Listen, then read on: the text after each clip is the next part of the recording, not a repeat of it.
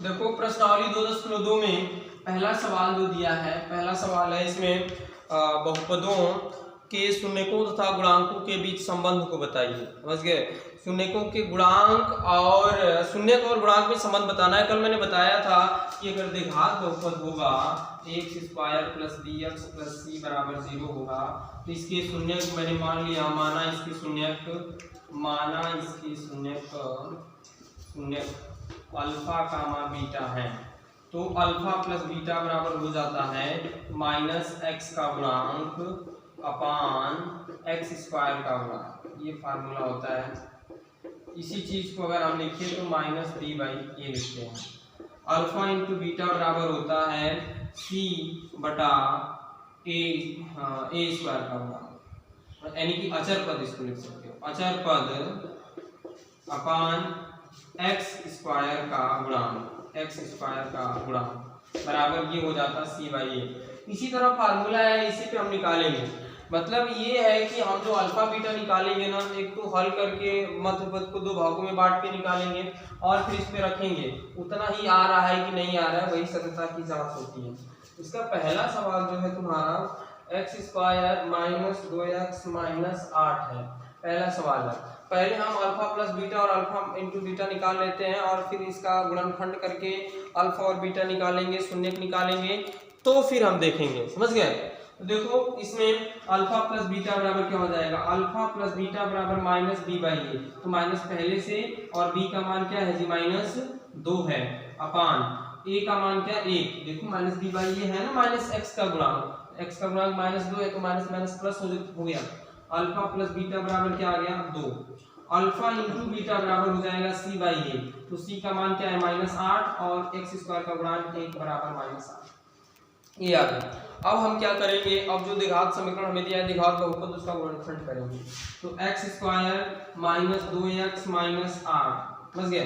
तो अब x² - 8 का ऐसा खंड करो जोड़ने घटाने पे 2 आए। 4 दूना 8, 4 - 2, तो यहाँ पे 4 - 2 कर देंगे x - 8। x² - 4x plus 2x - 8। x common कर लेंगे, x - 4 हो जाएगा, प्लस 2 कॉमन कर लेंगे, x - 4 हो जाएगा। x - 4 एक ब्रैकेट में हो जाएगा, x + 2 एक ब्रैकेट में हो जाएगा। x - 4 बराबर जब 0 करोगे तो x बराबर 4 आ जाएगा।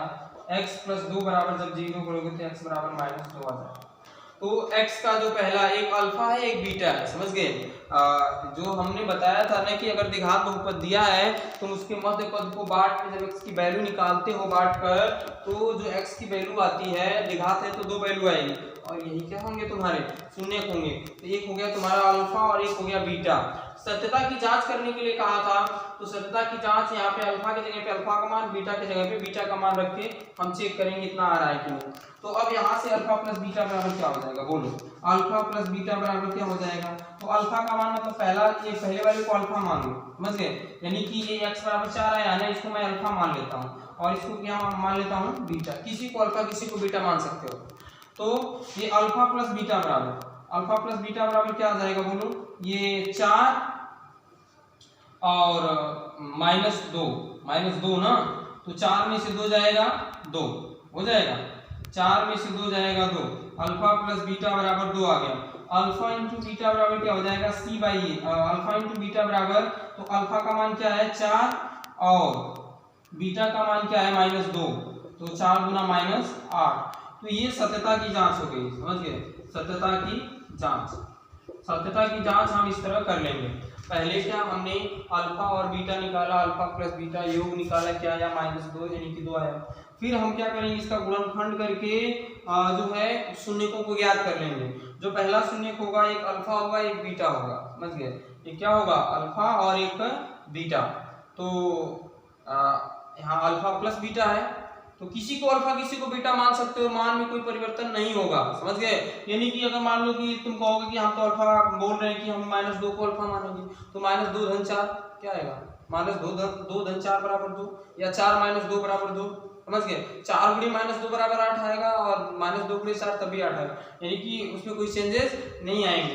तो इस तरह जो है हम सॉल्व कर लेंगे इसको, समझ गए। यानी कि हमें क्या करना है, पहले अल्फा प्लस बीटा की वैल्यू निकालना, अल्फा इंटू बीटा की वैल्यू निकालना है और गुणनखंड करके उसमें रख देना है। अगर वही आता है तो सत्यता की जांच हो जाती है। अब इसी तरह देखो दूसरा जब क्वेश्चन करेंगे तो तुम्हें अब दूसरा सवाल इसका लिया हमने 2.2 का दूसरा सवाल है पहला का। इसमें आप देखो उसी तरह लगाएंगे, alpha plus beta, alpha into beta निकाल लो और फिर इसका गुणनखंड कर दो और इसमें वैल्यू रखो, वही आ रहा है तो सत्ता की जांच हो गई।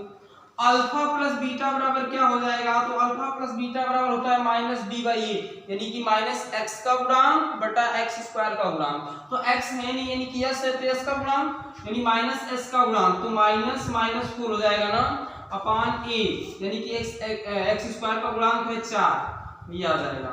अल्फा प्लस बीटा बराबर 4/4, यानी कि क्या आ जाएगा 1 आ जाएगा। अल्फा इंटू बीटा बराबर c/a, c अचर पद 1 है और a का मान क्या है जी 4 है, तो 1/4 आ गया, ये हमें मिल गया। अब देखो अब इसका हम गुणनखंड करेंगे, इसका क्या करेंगे गुणनखंड करेंगे। तो गुणनखंड करो, 4 का गुणा 1 में कर दोगे 4 1 का 4, 4 का ऐसा खंड करो जोड़ने घटाने पे 4 आए तो 2 दूना 4, 2 2, समझ गए। तो 2 + 2s + 1, ये 4s² -2s + 1, इसमें से 2s कॉमन कर लो, 2s कॉमन करोगे तो 2s - 1, इसमें से माइनस कॉमन कर लो 2s 1 तो 2s - 1, 2s - 1 एक ब्रैकेट में हो जाएगा, 2s - 1 एक ब्रैकेट में हो जाएगा, सब एक ही चीज आया है क्या। 2s - 1 बराबर 0, तो 2s बराबर 1, यानी s बराबर 1/2, यस बराबर क्या आ गया 1/2, यानी कि इसका अल्फा भी 1 है। मतलब यहाँ पे अगर हम जो है अल्फा की बात करें तो अल्फा भी 1/2 है और बीटा भी 1/2 है, दोनों सेम आया है, दोनों ब्रैकेट में सेम है तो सेवन आएगा, क्यों जी कहीं गलत तो नहीं, सही है, सही कॉमन किया गया वही आएगा, वो होल स्क्वायर है, 2s - 1 का होल स्क्वायर करोगे तो उतना ही आएगा। तो अब देखो अब सत्यता की जांच करेंगे, सत्यता की जांच करेंगे तो अल्फा प्लस बीटा, अल्फा के जगह पे अल्फा का मान 1/2 धन 1/2 बराबर 1 बटा क्या 1, आधा में आधा जोड़ोगे तो कितना आएगा 1 आएगा। अल्फा इंटू बीटा तो 1/2 गुणे 1/2, यानी कि 1/4, तो सत्यता की ये जांच हो गई। तो इस तरह तुम्हें बस अल्फा प्लस बीटा निकालना है, गुणनखंड करना है और ये जो है फार्मूला लगाना है। इससे भी तुम जैसे इसको समीकरण 1 मान लो, इसको समीकरण 2 मान लो, हल करके यहाँ से भी अल्फा बीटा निकलेगा, लेकिन ये बोल दिया है सत्यता की जांच करने के लिए, इसलिए ये रूल अपनाया जाएगा, मतलब ये 2 पदों में बांट के, समझ गए। चलो तीसरे नंबर पे चलेंगे। देखो तीसरा सवाल इसका कैसे करेंगे, ये सवाल थोड़ा सा इधर उधर दे दिया, यानी कि मतलब 3 का तुम खंड कर रहे हो, मतलब ये अचर पद इसको उस साइड कर दो उठा, समझ गए। अचर पद को हम किधर कर देंगे उस साइड, तो उस साइड का मतलब इसको इधर इसको उधर कर दो, पक्ष तो है ही नहीं कि उस साइड करोगे, -7x - 3 अब बन गया ये, देखा दो। अब क्या करेंगे इसमें अल्फा प्लस बीटा निकालेंगे, -b/a, तो माइनस पहले से और -7/a का मान क्या है जी 6, तो अल्फा प्लस बीटा बराबर क्या मिल जाएगा हमें, माइनस माइनस प्लस हो जाएगा 7/6, अल्फा इंटू बीटा c/a, तो c का मान -3 और बटा 1, 3 1 कम 3 गुना 6, -1/2। अब मैंने क्या बोला, क्या करना है इसका गुणनखंड करना है, तो आराम से इसका गुणनखंड कर लो, -3, तो गुणनखंड करोगे इसका तो 6x²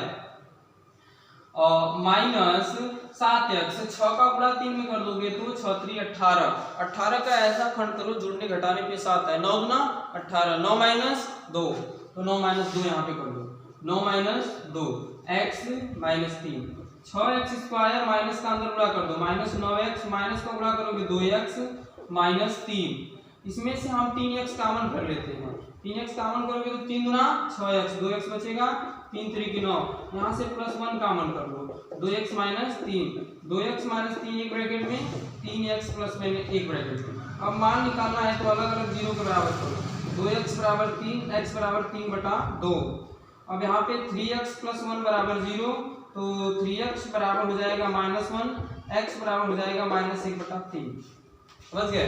तो यहाँ से अल्फा क्या मिल जाएगा हमें, अल्फा मिल जाएगा 3/2 और बीटा मिल जाएगा -1/3, अल्फा क्या मिल जाएगा 3/2, बीटा मिल जाएगा -1/3। अब यहाँ पे हम सत्यता की जांच करेंगे, क्या करेंगे सत्यता की जांच, सत्यता की जांच देखो, अल्फा प्लस बीटा जो इसका आया है ना, इसका भी वही आएगा, तब सत्यता की जांच हो रही है ना। इसका कहना है अल्फा प्लस बीटा यही आएगा, इसका मान रखो, अल्फा का मान क्या है 3/2 और बीटा का मान क्या है, बीटा का मान -1/3, यही ना, तो हो गया। अब इसमें एलसीएम ले लिया जाएगा, इसका 6 हो जाएगा, 2 3 6 3 3 9, 3 गुना 6 2 1 कम 2 7/6 alpha plus beta, alpha into beta, alpha into beta करोगे तो अल्फा का मान -1/3 गुणे 3/2, 3 से 3 कट जाएगा 1/2, तो इस तरह कर लेंगे, समझ गए। तो ये कर लेंगे यहाँ, समझ गए। तो चलो अगला चौथा नंबर देखेंगे, ये 3 से 3 कट जाएगा, ये माइनस यहाँ पे आ जाएगा -1/2, देखो -1/2 अल्फा इंटू, देखो ये अब चौथा सवाल है। चौथा देखो कैसे करेंगे आप, चौथा 4u² प्लस 8u है, समझ गए। तो क्या करेंगे, इसमें हमें अल्फा प्लस बीटा निकालना, अल्फा इंटू बीटा निकालना। तो अल्फा प्लस बीटा बराबर क्या होता है -b/a, तो जो x का गुणांक होता है वही भी होता है ना, तो -8/4, 4 दूना 8 -2, अल्फा इंटू बीटा बराबर c/a, c है इसमें अचर पद नहीं है, अचर पद नहीं है तो 0 और बटा 4 यानी कि बराबर आ गया 0, अल्फा इंटू बीटा बराबर क्या आ गया 0 आ गया। अब इसका खंड करेंगे 4u² प्लस 8u, इसमें से 4u कर लेते हैं कॉमन, 4u कॉमन कर लोगे तो क्या बचेगा u प्लस, बोलो 4u प्लस 4 गुना के 2 ना, तो इसको अलग अलग जब 0 के बराबर करोगे तो 4u बराबर 0 यानी कि u बराबर 0, एक u प्लस 2 बराबर 0 यानी कि u बराबर -2, यहाँ से अल्फा बराबर आ जाएगा 0, बीटा बराबर -2, यही आएगा ना।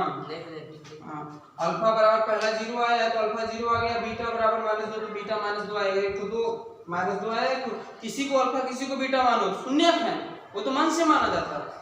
तो यहाँ पे सत्यता की जांच करेंगे, सत्यता की जांच कर लें, सत्यता की जांच करेंगे तो alpha plus beta, alpha plus beta, तो अल्फा हमारा एक तो 0 आया और बीटा क्या आया जी 2 आया, तो 0 प्लस 2 बराबर 2, अल्फा इंटू बीटा बराबर c/a, अल्फा इंटू बीटा बराबर, तो अल्फा का मान 0 गुणे 2 यानी कि बराबर 0, तो एक तो 2 आया है, माइनस है यहाँ पे, बीटा बराबर -2 आया है, तो यहाँ पे -2 लिखोगे, -2 तो ये क्या आएगा -2 आया, तो सत्यता की जांच होगी कि नहीं, जो ये आया है वही इसके बाद भी वही आया है, समझ गए। तो ये सत्यता की जांच है। t² - 15, इसके लिए अल्फा प्लस बीटा क्या हो जाएगा, अल्फा प्लस बीटा बराबर -b/a, b है ये नहीं है तो बराबर 0, अल्फा इंटू बीटा बराबर c/a, -15/1 बराबर -15। अब t² - 15 बराबर 0, तो t² बराबर 15, तो t बराबर करड़ी में 15 आ जाएगा, तो t बराबर करड़ी में 15, तो करड़ी में 15 ही बाहर निकलेगा ही नहीं, समझ गए। तो t बराबर आ गया तुम्हारा, तो अब करड़ी में 15 यही अल्फा हो जाएगा, यही बीटा हो जाएगा, समझ गए। तो अल्फा बीटा हम निकाल लेंगे, समझ गए, अल्फा बीटा निकाल लेंगे। t बराबर करड़ी में 15 जब करड़ी जाती है ना तो प्लस माइनस लगता है, जानते हो कि नहीं, करड़ी में प्लस माइनस लगता है जब कोई संख्या रहती है उसमें। तो यहाँ से अल्फा बराबर करड़ी में 15 और बीटा बराबर माइनस करड़ी में 15, ऐसा मिल जाएगा। अब सत्यता की जांच करेंगे, सत्यता की जांच करेंगे, सत्यता की जांच करेंगे तो पहला अल्फा प्लस बीटा, तो अल्फा को बीटा में जोड़ो, करड़ी में 15 माइनस करड़ी में 15, जोड़ दिए ना 0 आ गया, अल्फा इंटू बीटा करड़ी में 15 गुणे माइनस करड़ी में 15, तो बराबर क्या आ जाएगा -15, करड़ी का करड़ी में गुणा करो, करड़ी हट जाएगी, समझ गए। ये सत्यता की जांच हो गई। लास्ट वाला क्वेश्चन इसको देख लेते हैं, लास्ट वाला क्वेश्चन, अल्फा प्लस बीटा बराबर क्या हो जाएगा -b/a, तो माइनस पहले से -1 हो जाएगा और बटा 3 यानी कि 1/3 alpha plus beta, alpha into beta बराबर c/a, -4/3, ये हो गया। तो अब आगे क्या देखेंगे, इसमें इसका गुणनखंड करेंगे, 3x² - x - 4, तो 3 का गुणा 4 में करोगे, 4 3 12, तो 3x² 12 का ऐसा खंड करो जोड़ने घटाने पे 1 आए, तो 4 3 12, 4 - 3, 4 - 3 और यहाँ x - 4, तो ये 3x² - 4x माइनस का गुणा माइनस में करोगे प्लस 3x - 4, इसमें से 3x कॉमन होगा ना, x कॉमन होगा तो मिल जाएगा 3x - 4, इसमें से प्लस 1 कॉमन होगा तो मिल जाएगा 3x - 4, 3x - 4 एक ब्रैकेट में, x + 1 एक ब्रैकेट में, 3x - 4 बराबर 0, तो ये 3x बराबर 4, x बराबर क्या मिल जाएगा 4/3। यहाँ पे x + 1 बराबर 0 करोगे तो x बराबर क्या मिल जाएगा -1। एक तो अल्फा है एक तो बीटा है, तो अल्फा प्लस बीटा निकालोगे ना तो अल्फा प्लस बीटा बराबर जोड़ दो, पहला वाला 4/3 है और दूसरा वाला -1 है, जोड़ोगे तो क्या आ जाएगा, देखो ये 4 - 3/3 हो जाएगा, क्यों जी बराबर 1/3 आ जाएगा, 1/3 क्यों, अल्फा इंटू बीटा बराबर करोगे तो आ जाएगा तुम्हारा 4/3 गुणे -1 यानी कि -4/3, यानी कि क्या आ जाएगा -4/3। तो देखो है कि नहीं अल्फा इंटू 4/3 और 1/3 है, तो ये तुम्हारा लग जाएगा इस तरह 6 सवाल। तो आगे हम अब 2 नंबर पढ़ेंगे, समझ गए, तो 2 नंबर सवाल को लगा रहे हैं। देखो द्विघात बहुपद को बनाना, द्विघात बहुपद कैसे ज्ञात करेंगे, अगर हमें पता है कि द्विघात बहुपद का शून्यक पहला शून्यक जो है, पहला शून्यक अगर हमें दिया है बराबर अल्फा, दूसरा शून्यक अगर बीटा है तो द्विघात बहुपद कैसे बनाते हैं, अगर हमें शून्यक पता होगा तो हम द्विघात बहुपद बना सकते हैं। तो फार्मूला क्या होता है, x² माइनस मूलों का योग या शून्यकों का योग, यहाँ पे लिख रहे हैं, यही चीज रहेगी द्विघात समीकरण में तो मूल कहेंगे और यहाँ पे क्या कहेंगे, इसको शून्यक कहेंगे। तो x² माइनस शून्यकों का योग इंटू x प्लस शून्यकों का गुणनफल, समझ गए, ये शून्यकों का गुणनफल, या इसी चीज को कैसे x² अल्फा प्लस बीटा हो गया योग into x minus alpha into beta, ये तुम्हारा फार्मूला है द्विघात समीकरण बनाने का, समझ गए। अगर तुम्हें 2 मूल दिया है, अगर दे दिया कि एक द्विघात बहुपद है जिसका एक मूल 1 है एक मूल 2 है, तो आप जो है द्विघात समीकरण बनाओ या द्विघात बहुपद बनाओ तो इस तरह जो है हम लगाएंगे। तो इसमें जो तुम्हारे सवाल में दिया है, इसमें दे दिया है मूलों का योग और मूलों का गुणनफल, दे दिया है कि मूलों का योग तथा गुणनफल दिया है, तो द्विघात बहुपद बनाइए। फार्मूला x² माइनस मूलों का योग इंटू x प्लस मूलों का गुणनफल तो हो जाएगा x² माइनस मूलों का योग 1/4 दिया है इंटू x और मूलों का गुणनफल -1, यही आंसर हो जाएगा। इसी तरह यहाँ पे वही वाला फार्मूला x² माइनस मूलों का योग करड़ी में 2 दिया है इंटू x प्लस गुणनफल 1/3, यही समीकरण हो जाएगा। x² माइनस मूलों का योग 0 दिया है इंटू x प्लस करड़ी में 5, तो यही हमारा समीकरण हो जाएगा। तो इसी तरह जो है हम हल कर लेंगे, यहाँ पे x² प्लस मूलों का योग 1 दिया है इंटू x प्लस 1, माइनस होता है यहाँ पे माइनस, तो हो जाएगा x² माइनस x प्लस 1 समीकरण। आगे इसी को हम कर लेंगे x² माइनस मूलों का योग, तो पहला ये मूलों का योग है, ये गुणनफल है, यानी कि -1/4 इंटू x प्लस 1/4, समझ गए। इसको बहुत करोगे तो द्विघात बहुपद बनाना है तो एलसीएम लेके थोड़ा सा बढ़ा दोगे, बाकी रूल तो वही है, समझ गए, बस बढ़ा दोगे। इसको करना होगा तो x² माइनस मूलों का योग 4 इंटू x प्लस गुणनफल ये x² माइनस 4x प्लस 1, ये मूलों का जो है ये द्विघात समीकरण बन गया हमारा। इसको हल करोगे बहुत करोगे तो 4 एलसीएम ले लोगे, 4x² हो जाएगा और ये माइनस का गुणा माइनस में कर दोगे प्लस हो जाएगा, प्लस x हो जाएगा और ये प्लस 1 हो जाएगा, अगर तो ये द्विघात बहुपद बन जाएगा हमारा, समझ गए। तो इसमें दिया था सवाल में कि मूलों का योग तथा गुणनफल दिया गया, बहुपद द्विघात बहुपद ज्ञात कीजिए, तो ये हमारे द्विघात बहुपद हो जाएंगे। बस कुछ नहीं करना है, बस बात ध्यान से सुनो। इसमें क्या करना था, सवाल में है मूलों का योग है क्या है, गुणनफल है।